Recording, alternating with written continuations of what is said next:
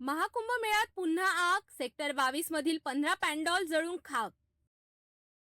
जत्रेत मौनी अमावस्येपूर्वी संगम नाक्यावर झालेल्या चेंगराचेंगरीमुळे लोकांचा मृत्यू, अनेक जण झाले जखमी. महाकुंभात झालेल्या चेंगराचेंगरीमुळे सीएम योगीनाथ रडले. मीडियाशी बोलताना मुख्यमंत्र्यांना अनावर झाल्या त्यांच्या भावना. परिजनों के प्रति हमारी पूरी संवेदना है.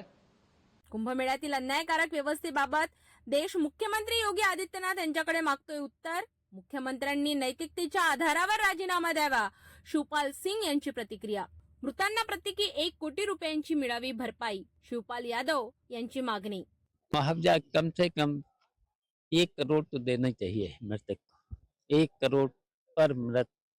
महाकुंभात झालेल्या चेंगराचेंगरीत नातेवाईकांना शोधण्यासाठी भाविकांची अस्वस्थता. प्रशासनाच्या व्यवस्थेवर केलेत आरोप. मच्छी भगदड़ जी यहाँ मच्छी पर आधे घंटे तक पुलिस नहीं थी. जी मैं भी यही था. मरते मरते लोग बचे. हम महाराष्ट्र से आए, हमारा पैसा खो गया, हमारे कपड़े खो गए, हम जाएंगे कैसे आगे. महाकुंभात पहाटे 1 ते 2 च्या दरम्यान झालेल्या चेंगराचेंगरीत 30 जणांचा मृत्यू, 90 जण जखमी. 25 जणांची ओळख पटली असून उर्वरित 5 जणांची ओळख पटवण्याचं काम सुरू असल्याची माहिती उपमहानिरीक्षक वैभव कृष्ण यांनी माध्यमांना दिली. इनमें से 25 की पहचान हो चुकी है और शेष की शिनाख्त की जानी बाकी है.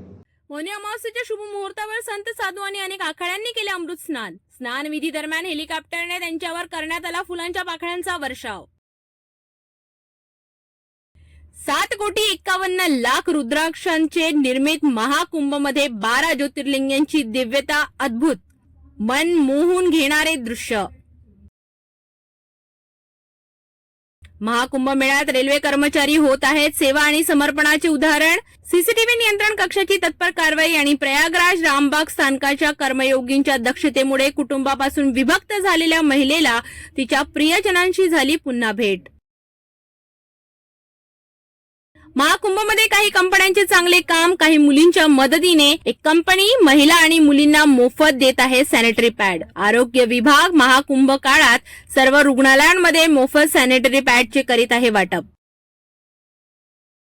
आजच्या युगातील श्रावण बाळ. प्रयागराजमध्ये महाकुंभाच्या स्नानासाठी एक व्यक्ती आपल्या 92 वर्षीय आईला घेऊन जातोय ओढत टांगागाडीमध्ये.